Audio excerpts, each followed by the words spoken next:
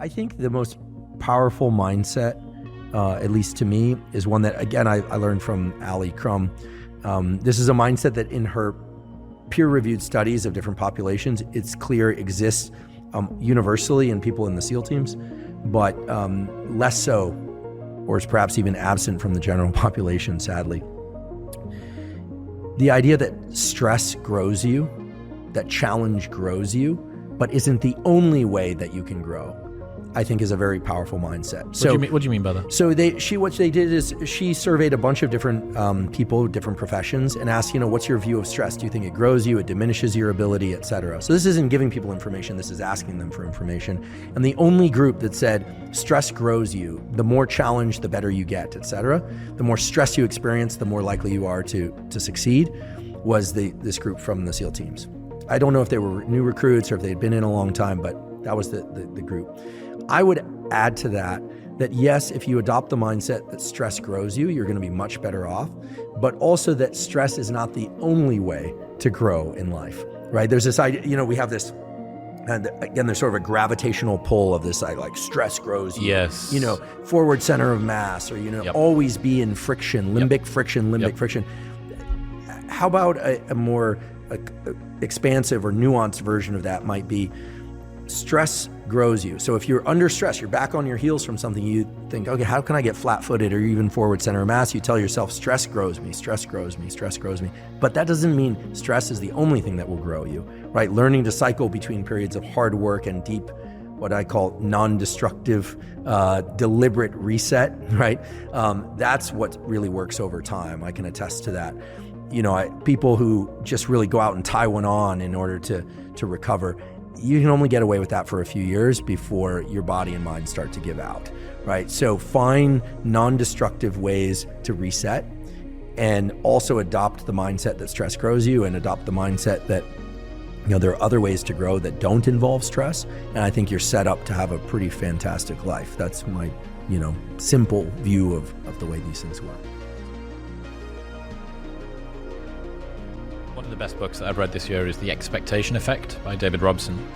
So he is a science writer from the UK, and he looked at a whole bunch of studies. The placebo effect, which everybody's familiar with, right? There is a particular expectation that an outcome is going to come from some sort of medication, and lo and behold, that outcome manifests. He found this across pretty much every area of anything that you care about. So my two favorite studies from this, so interesting. He realized that gluten intolerance, self-report gluten intolerance, has increased from 3% to 30% in 10 years. So this is why there's so many gluten-free options on the menu? They've got 30% of the population to serve, yeah, so people need it. And he was wondering, well, what is it? Human biology hasn't changed that much. Is it maybe that the foods have changed and people are responding to that? Or is it maybe some sort of expectation? Because the type of news stories that are hearing about gluten and about how bad it is for us and inflammation and all this sort of stuff, maybe it's that and people are expecting it. So they brought people into a lab. And they sit them down. These people do and do not have self-reported gluten intolerances, and they give everybody the same meal. They tell everybody in the room that it's got gluten in it. It's got no gluten in it. After a while, people who don't have a gluten intolerance biologically, who haven't eaten gluten, have diarrhea, they have hives, they're breaking out in inflammation, they're having to run to the bathroom. Okay, well, that's kind of interesting. He did another story that he spoke about.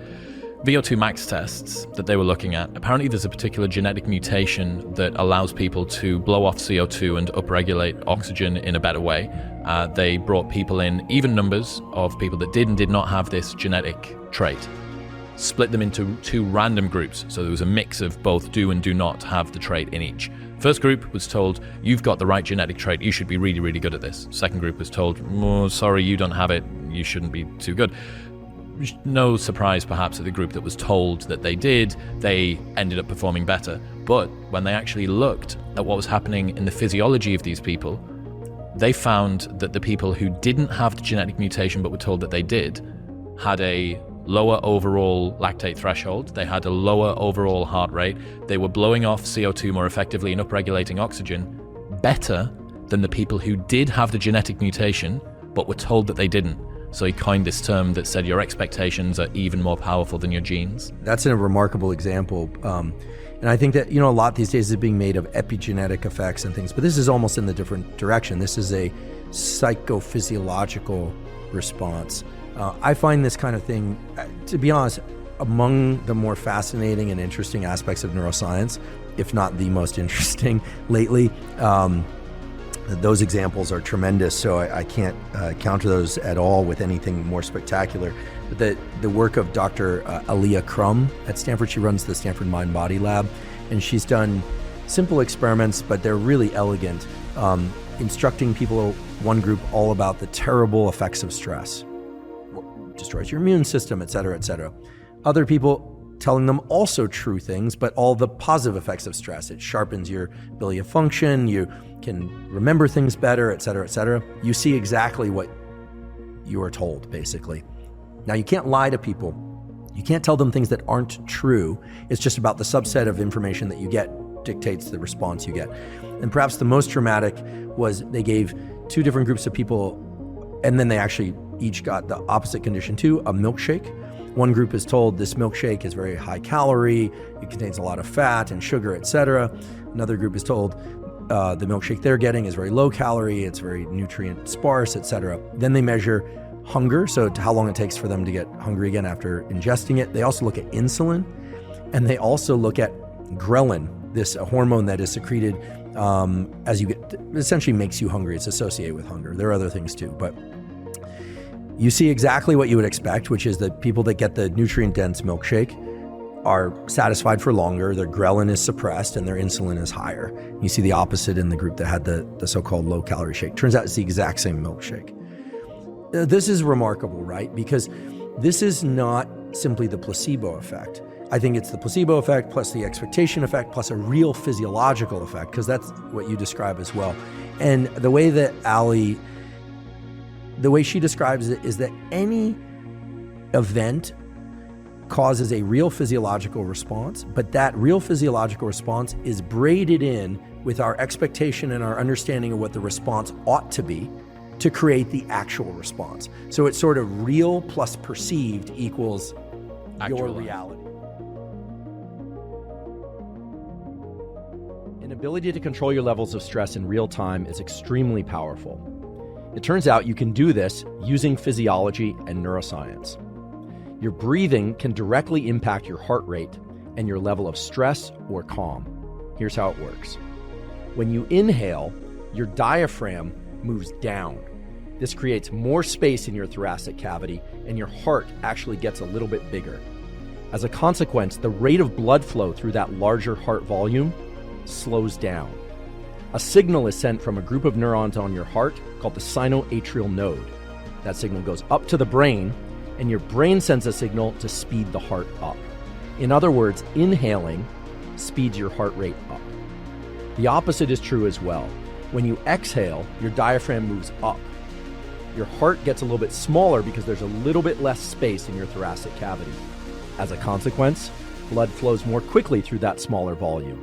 The sinoatrial node registers that and sends a signal to your brain, and the brain sends a signal to slow the heart down. So in other words, inhaling speeds your heart rate up, exhaling slows your heart rate down. So if you want to speed up your heart rate and be more alert, inhale more or make those inhales more vigorous, more intense. If you want to calm down, you can do that quickly by making your exhales slightly longer than your inhales or making them more vigorous. This doesn't require any breath work. This is something that you can do in real time. And that's what's called respiratory sinus arrhythmia. That's the technical phrase. It's also the basis of what's called heart rate variability, or HRV. But all you need to remember is inhaling deeper and longer will speed your heart rate up. Exhaling longer and more intensely will slow your heart rate down and will allow you to calm down in real time.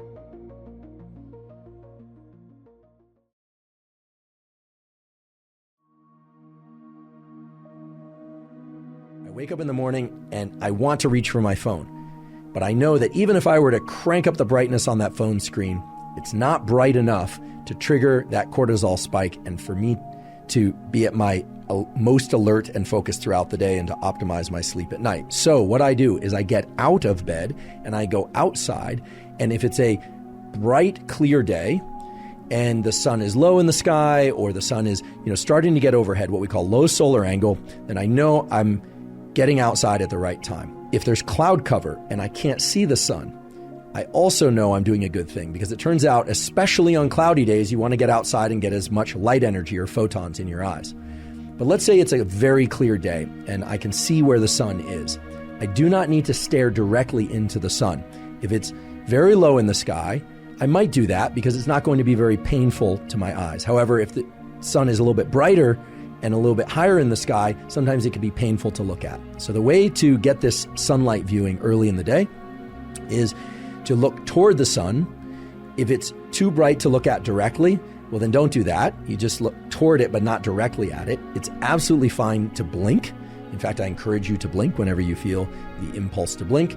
Never look at any light, sunlight or otherwise, that's so bright that it's painful to look at, because you can damage your eyes. But for this morning sunlight viewing, it's best to not wear sunglasses. That's right, to not wear sunglasses, at least for this morning sunlight viewing. It is absolutely fine to wear eyeglasses or contact lenses, so-called corrective lenses. In fact, those will serve you well in this practice or this tool, because they will focus the light onto your neural retina and onto those melanopsin intrinsically photosensitive ganglion cells. If your eyeglasses or contact lenses have UV protection, that's okay. There's so many different wavelengths of light coming from the sun, and they are bright enough that they will trigger the mechanisms that you want triggered at this early time of day.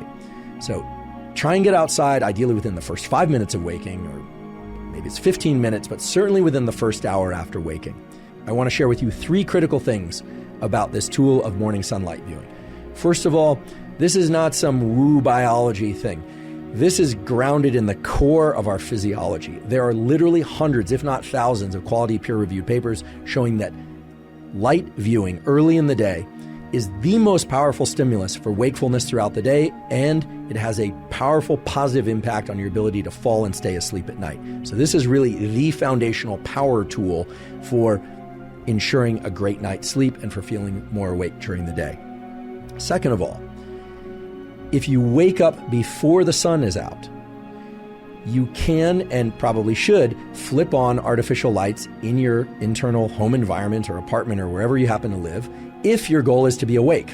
Right? If you wake up at 4 a.m. and you need to be awake, well, then turn on artificial lights. Once the sun is out, however, once the sun has risen, then you still want to get outside and view sunlight. Some of you will wake up before the sun comes out, and if you're asking whether or not turning on artificial lights can replace sunlight at those hours, unfortunately, the answer is no. Unless you have a very special light, we'll talk about what kind of light, the bright artificial lights in your home environment are not, I repeat, are not going to be sufficiently bright to turn on the cortisol mechanism and the other wake-up mechanisms that you need early in the day. The diabolical twist, however, is that those lights in your home or apartment, or even on your phone, are bright enough to disrupt your sleep if you look at them too late at night or in the middle of the night. So there's this asymmetry in our retinal, our eye biology, and in our brain's biology, whereby early in the day, right around waking, you need a lot of light, a lot of photons, a lot of light energy. And artificial lights generally just won't accomplish what you need them to accomplish.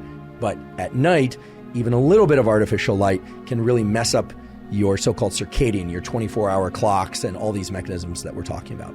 So if you wake up before the sun is out and it's still dark, please turn on as many bright artificial lights as you possibly can or need, but then get outside once the sun is out. On cloudy days, you especially need to get outside. I repeat, on cloudy days, overcast days, you especially need to get outside and get sunlight. You just need to get more of it. Now, how much light and how much light viewing do you need? This is going to vary depending on person and place, literally where you live on Earth, whether or not there's a lot of tree cover, whether or not you're somebody who has sensitive eyes or less sensitive eyes. It's really impossible for me to give an absolute prescriptive, but we can give some general guidelines.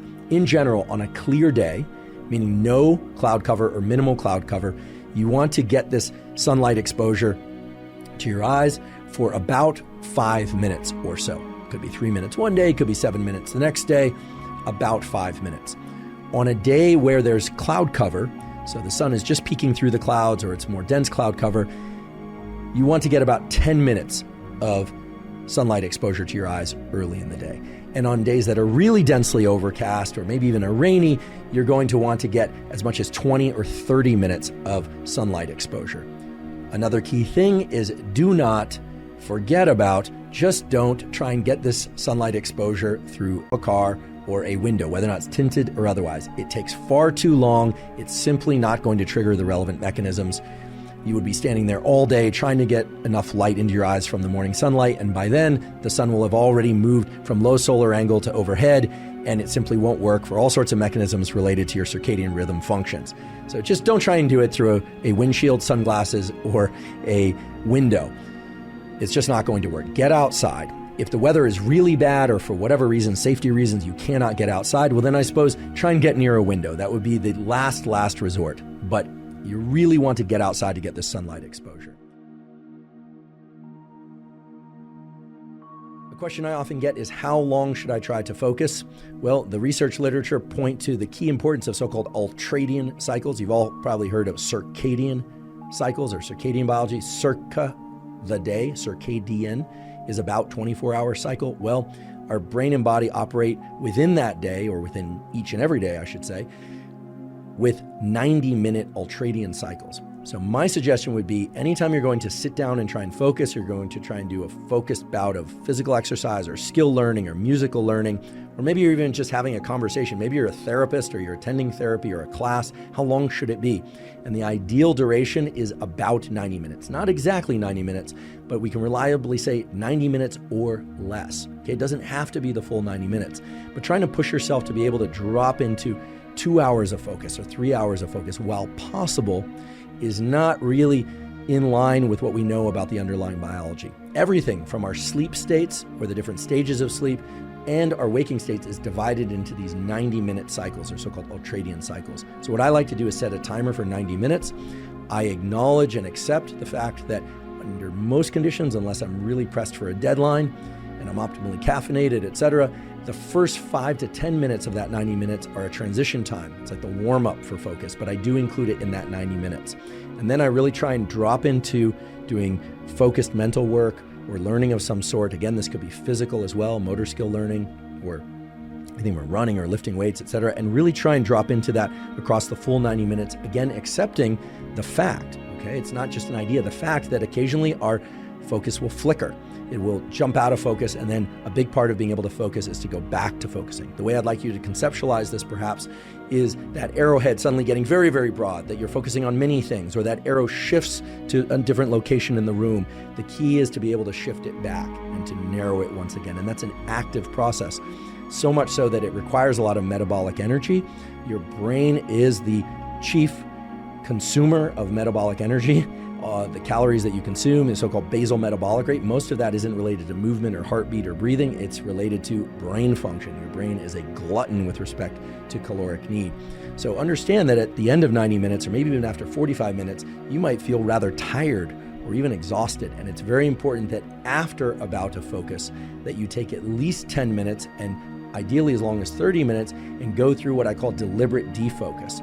You really want to focus on somewhat menial tasks or things that really don't require a ton of your concentration. This is starting to become a little bit of a movement out there in the kind of pop psychology and optimization world, this idea of not looking at your phone as you walk down the hall to the bathroom, certainly not looking at your phone in the bathroom. And I should mention, by the way, this is a particular annoyance of mine. Have you noticed that wait times for restrooms in public places has increased substantially in the last 10 years? The reason for that is not digestive, okay? It's not the gut microbiome. I mean, it might be the gut microbiome, but chances are it's because people are on their phones in the bathroom. So you're doing yourself and everybody else a favor by staying off your phone in the restroom, staying off your phone while walking down the hall. Try and give yourself some time to deliberately decompress, to let your mental states idle, to not be focused on any one thing. That period of idling is essential for your ability to focus, much in the same way that rest between sets of resistance training or rest between exercise is vital to being able to focus and perform during the actual sets or during the actual bouts of running or cycling or whatever your particular form of exercise might be. So deliberate decompression is key. And I know this is hard because we're all being drawn in by the incredible, rich array of sensory information available on our phones and other devices. But I can't emphasize this enough. Our ability to focus is not just related to what happens during the entry and movement through those focus bouts, but after those focus bouts, we really need to deliberately decompress. And of course, the ultimate decompress, the time in which we are not directing our thinking and our action, is during sleep. And so it's no wonder, or I should say it holds together logically, that deep, long-lasting duration of not controlling where our mind is at is in fact the ultimate form of restoration, even if we have very intense dreams.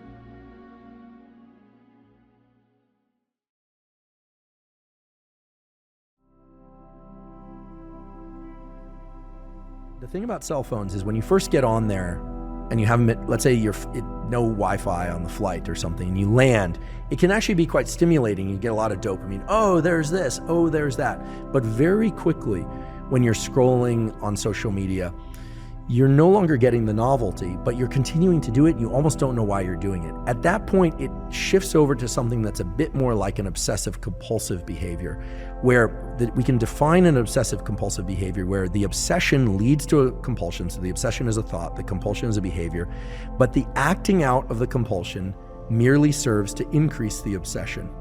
Right? This is very different than being obsessed with food or obsessed with cleanliness. There's no payoff. Right, exactly. There's no anxiety relief by carrying out the compulsion.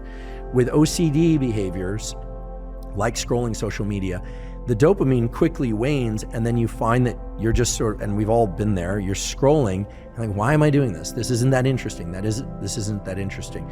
Now, the algorithms for social media are very clever, and I don't want to demonize it. I provide a lot of my life is spent on, on social media now, but in the algorithms that they've incorporated function on the most powerful way to keep people doing a behavior, or an animal for that matter, is intermittent random reward, or random intermittent reward, that you don't know when you're going to hit the jackpot. So you're scrolling, and then you see something.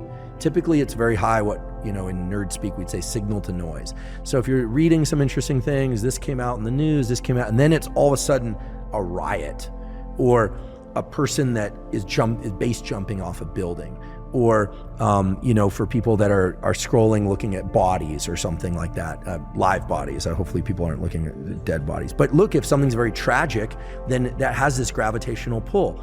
And then what happens is you start getting the system working for that next dopamine hit that you don't know when it's going to come. It's just like gambling.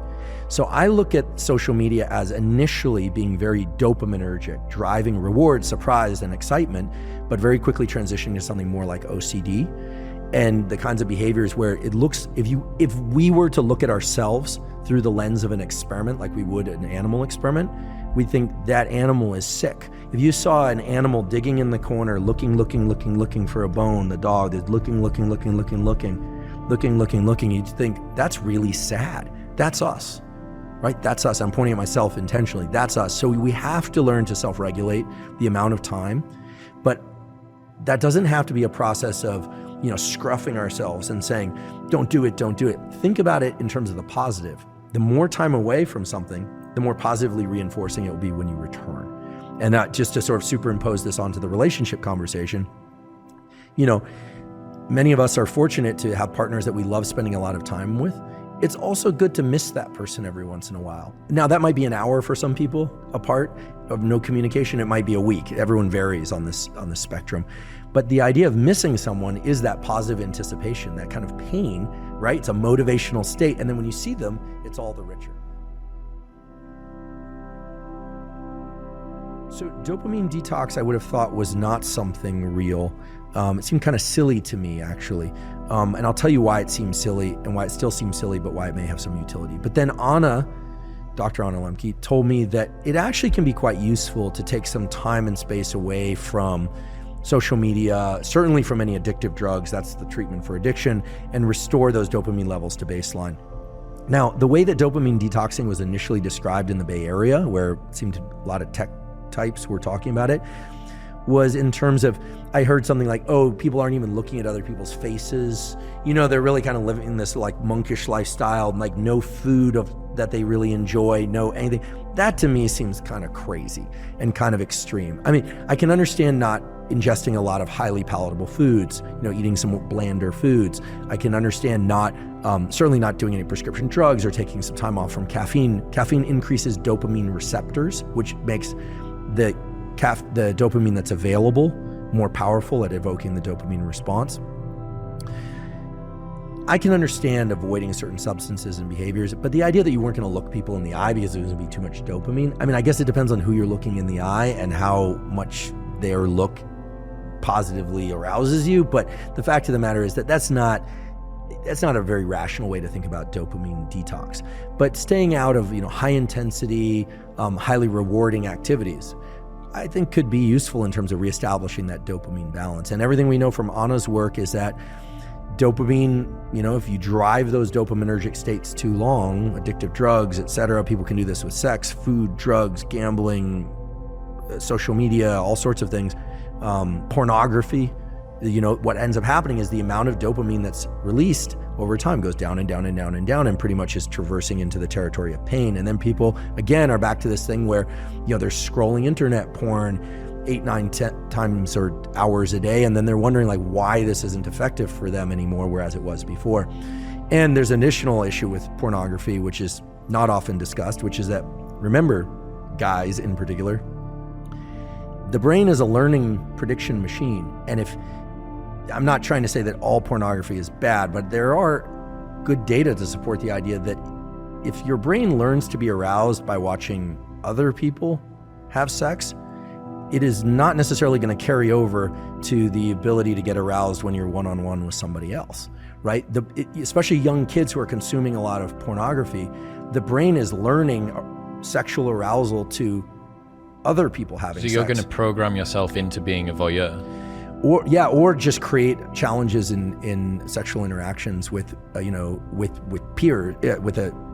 real partner. Right? Mary Harrington has the 3 laws of pornodynamics, and the second law of pornodynamics is the law of FAP entropy. And it says that whatever you start out wanking to will get progressively more intense over time. And I think that this is sort of speaking to that ever sort of escalating amount of the wildness that you need to watch in order to get an ever decreasing stimulus that comes back. Yeah, and here I'm approaching this only through the lens of biology, right? I'm not a psychologist, and I'm certainly not political in any way. At least not. I have ideas about politics, but I just don't discuss them publicly. But the idea here is that I'm not saying pornography as a stimulus is bad or good. What I'm saying is it, in its availability and its extreme forms, it's a very potent stimulus, and very potent stimuli of any kind, extremely palatable food, extreme pornography, extreme experiences like bungee cord jumping, those set a threshold for dopamine release. And Anna will tell you that, and I'm sure she did, that the higher the dopamine peak, the bigger the drop afterwards. And it's not that you drop to baseline, you drop below baseline. So again, it's not, these things aren't good or bad, they just have to be controlled in a way, because when people are pursuing dopamine peaks over and over and over and they aren't getting them, typically it's because they've been pursuing that activity far too often.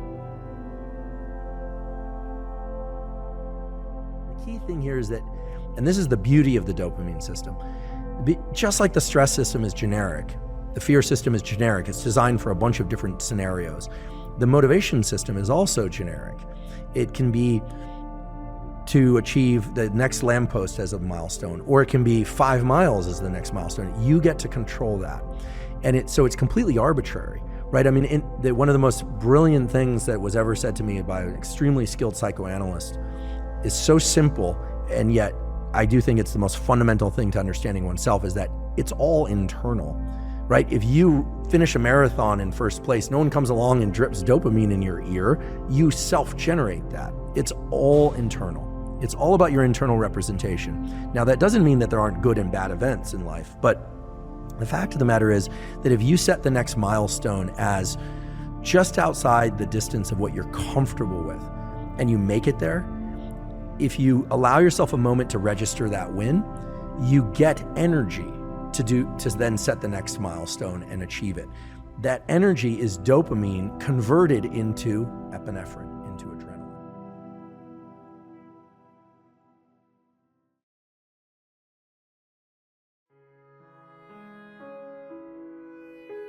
When people drink, no matter who you are, initially there's that shutting down of those prefrontal cortical circuits. There's a gradual shutting down of the circuits that control memory. But then people divide into these two bins. And these two bins are the people who, after more than a couple of drinks, start to feel sedated, and the people who, after more than a few drinks, do not start to feel sedated. Now, of course, there's going to be differences created by how quickly people are drinking, whether or not they're combining different types of alcohol, the types of alcohol, etc. But in general, that can predict whether or not you're somebody who has a predisposition for alcoholism or not. One also very interesting finding is that alcohol changes the relationship between what's called the hypothalamus and the pituitary gland and the adrenals. Now, the hypothalamus is a small collection of neurons about the size of a large gumball. It sits above the roof of your mouth, and it houses neurons that are responsible for some incredible aspects of our behavior and our mindset. Things like rage, things like sex drive, things like temperature regulation, very primitive functions, including appetite, thirst, etc. Alcohol, because it can go anywhere in the brain, remember it's water and fat soluble, has effects on the hypothalamus. The hypothalamus normally provides very specific signals to what's called the pituitary gland. This is a little gland that actually sticks out of the brain, but it receives instructions from the hypothalamus. And then the pituitary releases hormones into the bloodstream that go and talk to your adrenals.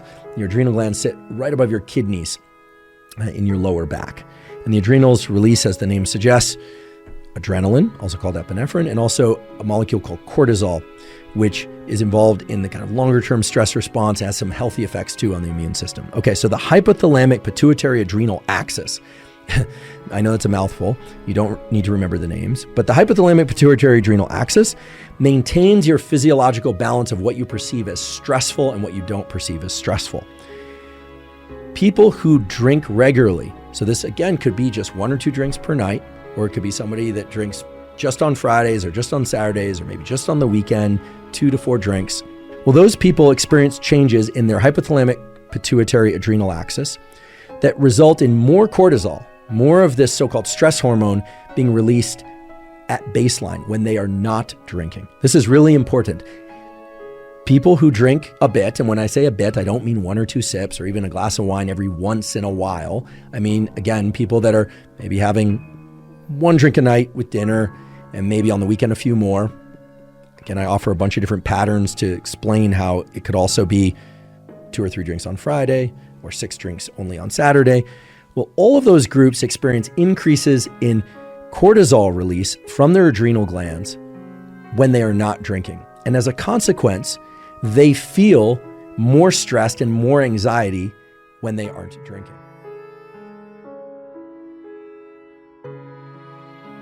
This is a seldom talked about effect of alcohol because so often we hear about the immediate effects of alcohol, right? And we've been talking about some of those effects. Effects like reducing the amount of stress. I mean, how many times have we heard somebody say, oh, I need a drink, and then they have a drink and they're like, calm down. Now they can shake off the thoughts about the day's work. They can start to think about things in a maybe more grounded or rational way, or at least they believe that, or they can somehow just relax themselves. Well, while that very well may be true, that it can relax them, when they are not drinking, that level of cortisol that's released at baseline has increased substantially. Again, this relates to a defined neural circuit between brain and body, and it has to do with the ratio of cortisol to some of the other hormones involved in the stress response. We'll provide a reference to the study that describes how all of this works for those of you that really want to delve into it. But let's go back to this issue of those who are prone to alcoholism versus those who are not. Remember, there are people who have genetic variants, that meaning genes that they inherited from their parents, that make it more likely that they will become alcoholics. But there are also people who drink often, who start to experience this increase in alertness the longer they drink across the night. Part of that effect, we think, is because of changes in this hypothalamic pituitary adrenal axis. So alcohol is kind of a double hit in this sense. It's causing changes in our brain circuitry and neurochemistry that at the time in which we're inebriated are detrimental, and it's causing changes in neural circuitry that persist long past the time in which we're experiencing the feeling of being tipsy or drunk. Now, again, I don't want to demonize alcohol. I'm not saying, if you have a glass of wine now and again, or you drink a beer now and again, or even have, a mixed drink now and again, or a shot, that's necessarily terrible for you. I certainly do not want that to be the message. What I'm saying is that if people are ingesting alcohol chronically, even if it's not every night, there are well-recognized changes in neural circuits. There are well-recognized changes in neurochemistry within the brain, and there are well-recognized changes in the brain-to-body stress system that generally point in three directions. Increased stress when people are not drinking, diminished mood and feelings of well-being when people are not drinking, and, as you'll soon learn, changes in the neural circuitry that cause people to want to drink even more in order to get just back to baseline, or the place that they were in terms of their stress modulation and in terms of their feelings of mood before they ever started drinking in the first place. So again, I don't want to demonize alcohol, but I do want to emphasize that there are long-term plastic changes, meaning changes in neural circuitry and hormone circuitry, that across a period of several months, and certainly across a period of years, of the sorts of drinking patterns I described, which I think for most people are going to sound like pretty typical, right? I mean, nothing that I described so far was about drinking a case a night or about binging on alcohol in the way that we often hear about it in the news. These are pretty common patterns of alcohol consumption. I mean, all you have to do is board a transatlantic flight or actually go to an airport on a Sunday afternoon in a sunny area of the US, and people are having 3, 4, 5, 6 beers, etc. Again, personal choice is personal choice. I'm not telling you what to do, but it's very clear that those sorts of drinking patterns are changing neural circuitry and they're changing hormone circuitry. And I'd love to be able to tell you that they're changing them for the better, but they simply are not. They're actually changing them for the worse. And worse is defined as making people less resilient to stress, higher levels of baseline stress, and lower mood overall. So what happens when alcohol gets into the brain that makes us feel tipsy or drunk, and in some people makes people feel really especially energized and happy? Well, alcohol is indiscriminate in terms of which brain areas it goes to. Again, it doesn't bind to particular receptors, but it does seem to have a propensity or an affinity for particular brain areas that are involved in certain kinds of thinking and behavior. So one of the first things that happens is that there's a slight, at least after the first drink or second drink, there's a slight suppression in the activity of neurons in the prefrontal cortex. This is an area of your neocortex that's involved in thinking and planning, and perhaps above all, in suppression of impulsive behavior.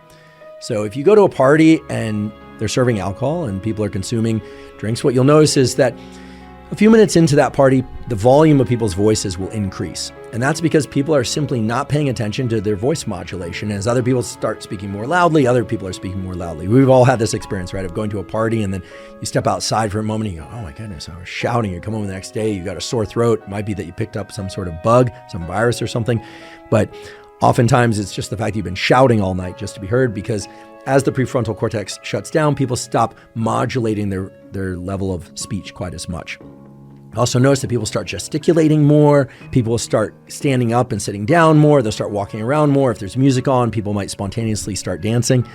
All of this is because these areas of the prefrontal cortex normally are providing what's called top-down inhibition. They are releasing a neurotransmitter called GABA onto various parts of the brain. They're involved in impulsive motor behavior and thought patterns. And as you shut down the prefrontal cortex, that GABAergic suppression of impulses starts to be released. So people will say things that they want to say without so much forethought about what they're saying. Or they might do things that they want to do without really thinking it through quite as much, or they might not even remember thinking it through at all, or experience, I should say, thinking it through at all. We haven't talked about blacking out yet and the effects of alcohol on memory.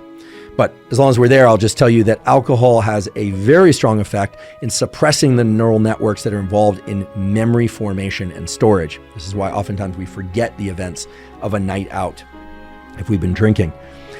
One of the more important things to know about the effects of alcohol in the brain is this disruption in top-down inhibition, but also that areas of the brain that are involved in flexible behavior, sort of considering different options. Like I could do A or I could do B. I could say this to them or I could say that. I could say it in that way or I could say it in this way. This might be a little more tactful. Those brain areas basically shut down entirely, and people just tend to say what they want to say. So the key thing to understand is that when people drink, the prefrontal cortex and top-down inhibition is diminished. That is, habitual behavior and impulsive behavior starts to increase. Now, what's interesting is this is true in the short term, so after people have 1 or 2, maybe 3 or 4 drinks, but it's also true that the more often that people drink, there are changes in the very circuits that underlie habitual and impulsive behavior.